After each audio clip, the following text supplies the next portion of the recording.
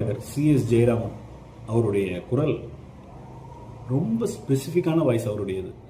சிலருக்கு மட்டும்தான் அந்த இறைவனுடைய அருளால் இந்த காந்த குரல்னு சொல்லுவாங்க. சில பேர் வெண்கல குரல், நாகூர் ஹனிஃபாலாம் வெண்கல குரல்னு சொல்லுவாங்க. சில பேருக்கு மட்டும்தான் அந்த இறைவன் கொடுத்த வரம்ன்ற மாதிரி அந்த குரல் அமையும். அப்படி அந்த சிஎஸ் ஜெயராமன் மறைந்த பின்னணி பாடகர், அவர் சொந்த ஊர் பார்த்தீங்கன்னா, ஃபர்ஸ்ட் அவருடைய ரிலேஷன் யாருன்னு சொல்லிடுறேன். தமிழக முன்னாள் முதல்வர் முத்தமிழறிஞர் டாக்டர் கலைஞர் அவர்களுடைய மைத்துனர் தான் மறைந்த பின்னணி பாடகர் திரு சிஎஸ் ஜெயராமன் அவர்கள்.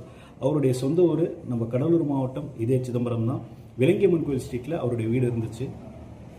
அவர் பாடிய ஒரு அற்புதமான பாடல் பார்த்தீங்கன்னா, பாவை விளக்கு, நடிகர் திலகம் சிவாஜி கணேசனோட நடித்த பாவை விளக்கு திரைப்படத்தில் சிஎஸ் ஜெயராமனுடைய அற்புதமான வாய்ஸு.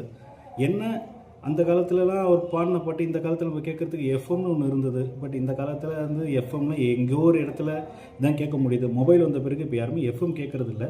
அப்போல்லாம் எஃப்எம்மில் பார்த்தீங்கன்னா அவருடைய வாய்ஸ் அந்த பாடல் அழகாக இருக்கும் கேட்குறதுக்கு. வண்ணத்தமிழ் பெண்ணொருத்தி என்னருகில் வந்தார், அந்த பாடலை சிஎஸ் ஜெயராமன் பாடியிருப்பார். ஏதோ கொஞ்சம் கொஞ்சம் மிமிக்ரி பண்ண வரும், ரொம்ப சொல்ல முடியாது. அவரை மாரி பாடணும்னு ட்ரை பண்ணதில் இந்த நாக்கு இருக்குல்ல, இந்த நாக்கு நல்லா உள்ள மடக்கி பாடணுன்னா சிஎஸ் ஜெயராமனுடைய வாய்ஸ் வரும் அப்படின்னு நான் ட்ரை பண்ணி பார்த்ததில் தெரிஞ்சுக்கிட்டேன்.